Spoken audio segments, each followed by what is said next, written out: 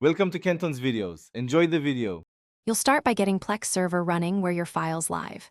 Install the Plex Media Server app on your chosen host and point it at a dedicated movies folder you created. Once done, assign a static IP or DHCP reservation so the server stays reachable. Open port 32400 if you plan remote access. Make sure file names follow a clear pattern so Plex can match metadata. Now that the server is online and folders are organized, proceed to add libraries. You will now add your movie collection to Plex. Create a Movies library, point it to the folder and select the Movies content type so Plex uses the right scanner. Name files like movie name, year. X so Plex finds accurate matches, place.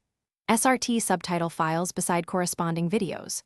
Once added, let Plex scan and fetch metadata, then tweak the scanner and agent settings if you want local posters, language preferences, or manual matches. After the scan completes, verify a few entries and fix any mismatches manually. You're almost done. Test playback on a phone, TV, and web client to confirm streaming behavior. Make sure Direct Play is enabled for compatible formats. If transcoding is needed, enable hardware acceleration on your server and consider Plex Pass for mobile sync. Once files stream correctly, set library update schedules.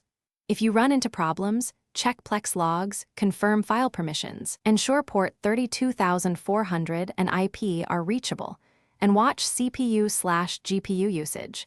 These diagnostics fix most streaming or matching failures. Thanks for watching. Consider subscribing if we helped you.